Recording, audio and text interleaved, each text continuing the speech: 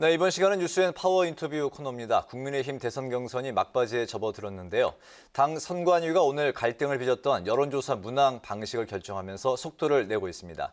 얼마 전 윤석열 후보 캠프에 합류한 조혜진 국민의힘 의원과 함께 당내 경선 상황을 중심으로 짚어보도록 하겠습니다. 의원님 안녕하십니까? 안녕하세요. 반갑습니다. 네, 올해 세 번째 출연이신데 예. 굉장히 바쁘신 분인데 예. 자주 나와주셔서 감사합니다. 불러주셔서 고맙습니다. 당내 경선 선거 전후 이렇게 두 번 나오셨고 이제는 예. 국회 이제 교육위원회 위원장직을 이제 맡으신 후에 예. 첫 출연을 하셨습니다. 본격적인 주제로 들어가기 전에 예. 먼저 그 노태우 전 대통령 별세 관련 소식이 이제 오늘 들어왔습니다. 예.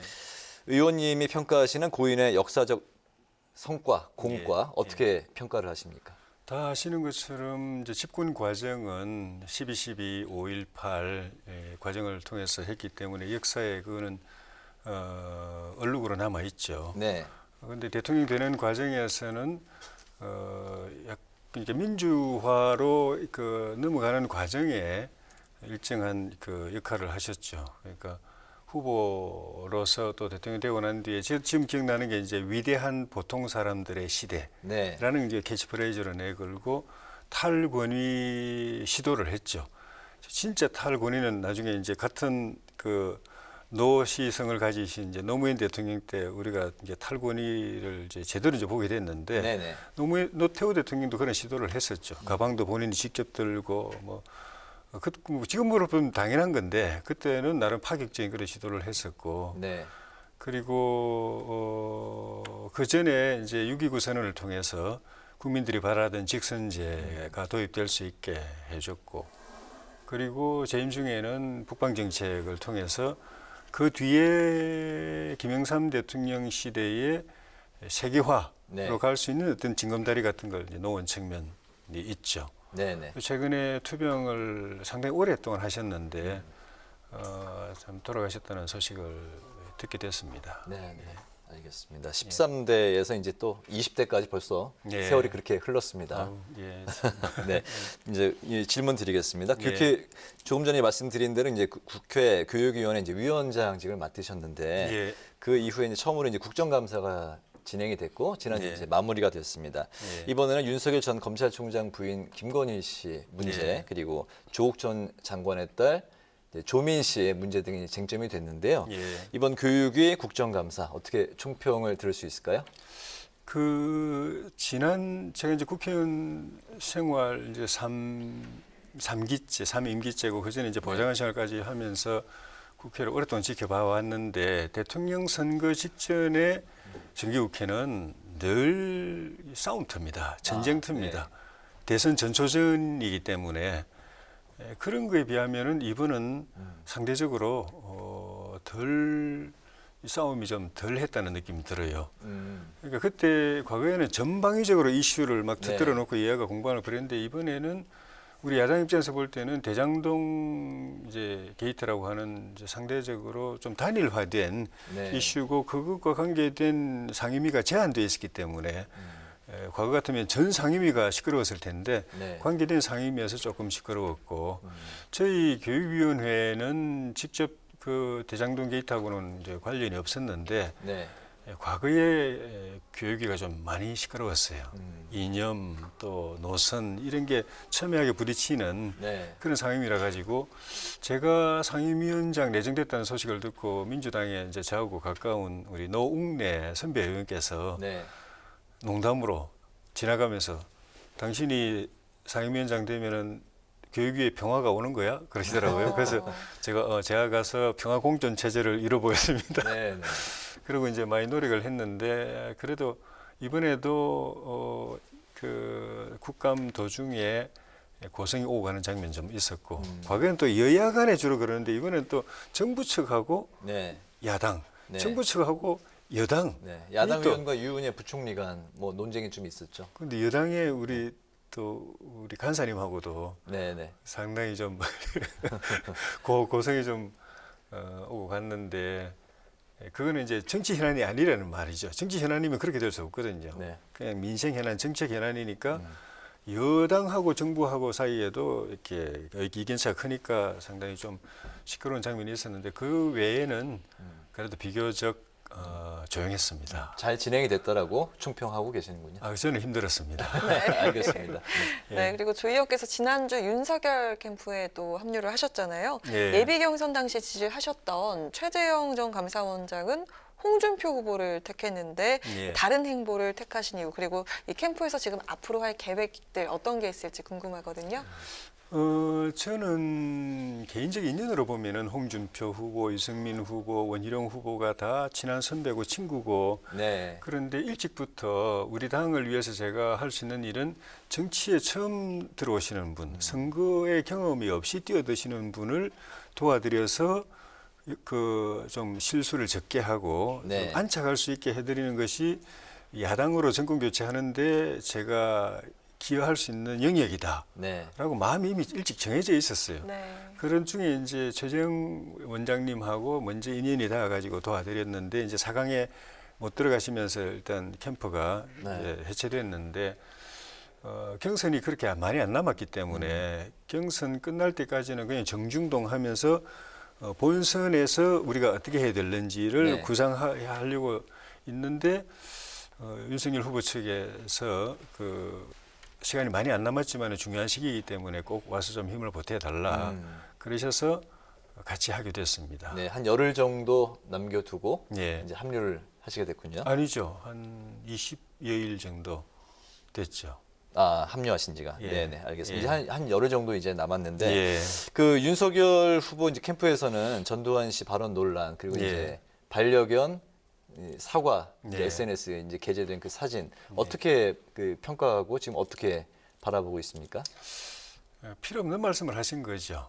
그러니까 윤석열 후보 본인이 평소에 하신 말씀 네. 또 그 자리에서 하시고 싶었던 말씀은 문재인 정부가 이게 코드 인사 때문에 능력이 안 되는 사람들을 이렇게 많이 등용해서 하다 보니까 부동산이고 뭐고 너무 이렇게 좀 나라가 힘들어졌다. 근데 내가 대통령이 되면 그런 거 구애받지 않고 천하의 대한민국의 인재들을 모으고 그 사람들에게 권한을 위임하고 재량을 주고 소신껏 나라를 위해서 일할 수 있도록 하고 나는 대통령으로서 방패막이를 해주겠다. 그 이야기를 평소에도 했고 그 자리에서도 그 이야기를 하고 싶었는데 한평책을 그렇게 쓰겠다. 이야기하시면 네. 되는 건데 네. 거기다 전두환 전 대통령을 끌어들인 바람에 불필요한 논란이 이제 생겨버린 거고 그 과정에서 또 표현이 이제 전 대통령이 정치는 잘했다. 그런데 일부 그런 말 하시는 분도 저도 듣긴 들어요. 근데 그게 우리 보편적인 국민들의 인식은 아니죠. 집권 과정, 네. 그 통치 기간, 그 퇴임하시고 난 이후에 전직 대통령으로 처신 이게 많은 국민들이 실망하고 그 아픔을 갖고 있는 분들이 많잖아요. 네. 그래서 그런 분들에게 또 마음을 아프게 했다는 점을 이제 뒤늦게 알고 사과를 했는데 이 실무자가 SNS에 올린 실무자가 그 윤석열 후보의 그런 인간적인 면 또는 이미지를 위해서 사과라는 소재를 가지고 뭘 하던 게 묘하게 이렇게 딱 겹쳐버려 가지고 네네. 이 사과가 저 사과하고 전혀 다른 뜻이지만은 이게 자칫 보기에 따라서는 사과해놓고 그 사과한 국민들에 대해서 약간 좀 비아냥거리거나 조롱하는 것 같은 느낌을 줄 수도 있는 오해를 SNS에 줬다는 올려버린 거죠? 거죠. 그러니까 그걸 올린 분이 그렇게 공교롭게 또는 오비락으로 다르게 해석될 수 있다는 생각을 못 하신 것이 불찰이면 불찰이고 또 그거를 승인한 윤 후보가 또 그런 걸 의식하지 못했다는 게 이제 불찰이면 불찰이고 그걸 다 이제 인정하고 다 내 책임이다 하고 다시 또 그것까지 또 사과를 하셨죠. 네. 네, 지금 윤 후보 지지율이 30%대 박스권에 갇혔습니다. 이번 예. 일들로 인해서 뭐 준비가 부족하다, 또 개인의 소양 문제가 아니냐 이런 말들이 나오고 있는데요. 예. 조혜영 것을 직접 지켜본 그 윤 후보 어떤지 궁금하고요. 또 지지율을 끌어올릴 계획이 있습니까? 저는 사실 이렇게 인연이 그렇게 깊지 않습니다. 이번에 네. 작년에 국정감사 때 잠깐 보고 이번에 이제 경선 과정에서 이제 관여하고 참여하게 됐는데 어쨌든 제가 받는 느낌은 참 괜찮습니다. 좀 인간적이고 소탈하고 시원시원하고 선이 굵고 그리고 책임 의식이 있고 그런데 정치 경험 부족한 거는 뭐 어쩔 수 없는 거죠. 경험을 넘어선다는 게 사실 쉽지 않거든요. 머리로 그거 자기가 커버할 수 있는 게 한계가 있습니다.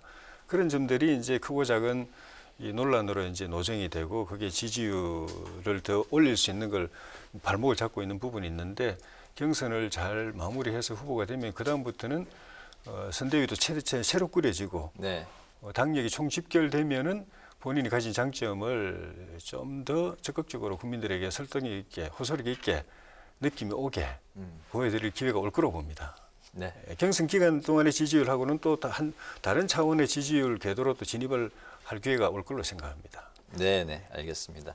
이제 그 본경선을 앞두고 이제 가장 쟁점이 됐던 게 최근에 여론조사 이제 문항을 이제 어떻게 이제 설계를 하느냐였는데 국민의힘 선관위가 오늘 그 민주당 이재명 후보와 맞붙었을 때 가장 경쟁력 있는 후보 한 명을 고르도록 하는 그 질문 하나만을 이제 문항 하나만을 이제 묻기로 이제 결정을 했습니다.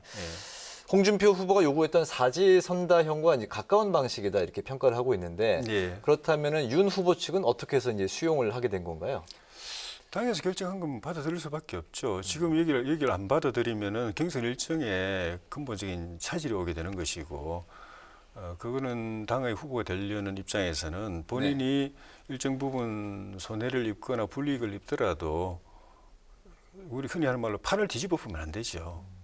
그래서 큰 대승적인 결단을 하신 것 같고, 근데 원래대로 하면은 그냥 옛날 하던 방식으로 4명 내놓고 그 중에 이제 누구를 지지하는지 물으면 그냥 간단하게 여론조사할 수 있는데, 지난번에 1, 2차 경선 앞두고 제가 도와드렸던 최재형 후보나 또 윤석열 후보가 요구했던 그 역선택 방지 조항을 당해서 안 받아들이면서 안 받아들이는 대신에 그걸 커버할 수 있는 그런 문제점을 보완할 수 있는 방식으로 그 경쟁력 문항으로 가겠다라고 하는 바람에 이게 논란이 되어버린 거죠. 안 그랬으면 그냥 사지선다로 옛날 하던 방식으로 갔을 텐데, 그러니까 그때부터 사람들이 경쟁력 방식으로 하면은 기존의 방식하고 다른 방식인데 어떤 방식으로 하게 될까 이제 궁금했었는데, 논란 끝에 결과적으로 보면은 약간 절충형이지만 홍준표 후보 측에서 주장했던 방식에 조금 더 가깝게 됐죠. 그러니까 이 방식도 승산이 충분하다고 이제 또 뭐 보시는 거겠죠? 어떤 조건에서라도 이길 수 있어야죠. 알겠습니다. 네, 그리고 지난주에 김종인 전 비대위원장이 윤석열 후보와 회동을 또 했고요. 이틀 뒤인 주말에는 이준석 대표와 만났다는 그런 소식도 있었습니다. 이걸 보면 또 이른바 킹메이커로 불리는 김 전 위원장 등판이 임박한 게 아니냐라는 그런 이야기들이 나오고 있는데요. 뭐 앞으로 김 전 위원장 역할론에 대한 캠프 측의 입장이나 또 뭐 계획이 있습니까? 김종인 위원장 본인도 아직 최종 결정을 한 상황은 아닌 것 같고요. 이제 경선 끝나고 후보 선출되는 걸 보고 최종적으로 당 이제 선대위에 참여하실지 여부를 결정하실 것 같고, 물론 이제 당 대표 의견도 중요하고 후보가 되는 분의 의견도 나중에 다시 이제 확인해 봐야 되는 건데, 우리 당 입장에서 보면은 또 후보가 되려는 입장에서 보면은 김종인 위원장 같은 분이 필요하죠. 도움이 많이 되죠. 더구나 정치 경험이 없는 입장에서 후보가 된다고 하면은 그걸 보완해 줄 수 있는 데는 저런 노련한 이 경륜을 가진 많은 경험을 가진 분의 도움이 절실한 거고, 또 이분이 여러 번 여러 선대위에서 여야 다 해봤지 않습니까? 할 때마다 결과적으로 보면은 마이다스의 손이었어요. 참 신기하게도 어떻게 하든지 악조건을 뒤집어 가지고 결국 이제 반전시키는 그런 마이다스의 손을 보여주셨고, 또 이 메시지 그걸 통해서 국민과 소통하는 능력이 또 탁월하시고, 그게 우리 당으로서 부족한 부분이고 후보에게도 부족한 부분인데, 김종인 위원장님이 오셔서 도와주시면 큰 도움이 될 걸로 봅니다. 네네, 알겠습니다.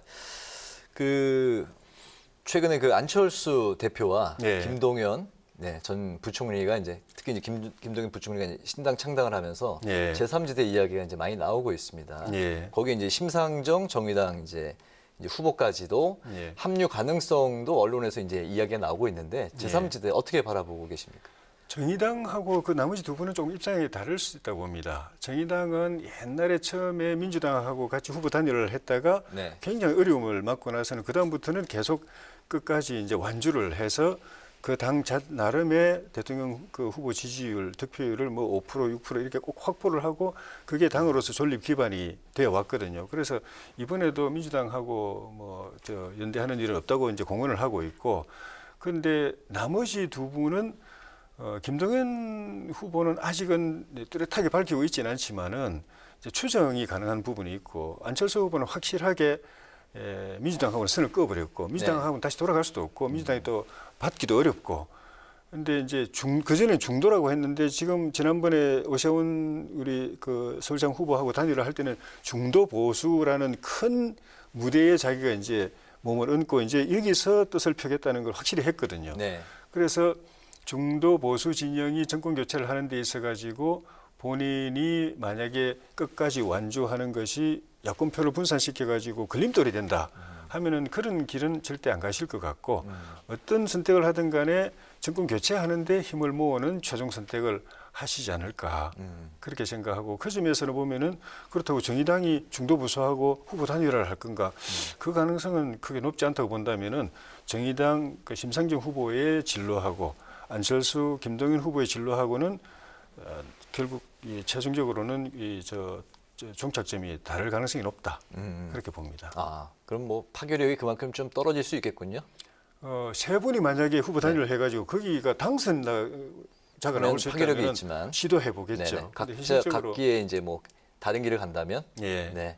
다른 각각은 이제 네. 정의당은 지금까지 그 역대 대선 때 그렇게 해서 자기들의 표를 확인하고 그 표를 가지고 그 확인한 표를 가지고 다음 지방선거 때 또 교두보를 확보하고 총선 때 또 그 교두보를 확보했듯이 그 길로 계속할 가능성이 많고 나머지 두 분은 정권 교체하는 쪽에 힘을 모아서 표를 모으는 쪽으로 최종 선택을 할 가능성을 높게 보고 알겠습니다. 있습니다. 신당 제3지대의 역할은 내년 대선에서 합치느냐 아니면 각자의 길을 가느냐에 따라서 역할이 또 변수로 역할이 이제 달라질 수 있겠다라는 말씀이시군요. 알겠습니다. 오늘 그 뉴스앤파워 인터뷰는 이제 마칠 시간이 됐는데요. 올해 국정감사 평가 그리고 국민의힘 대선 경선 상황을 중심으로 지금까지 국민의힘 조혜진 의원과 함께했습니다. 의원님 오늘 말씀 감사합니다. 잘 들었습니다. 고맙습니다.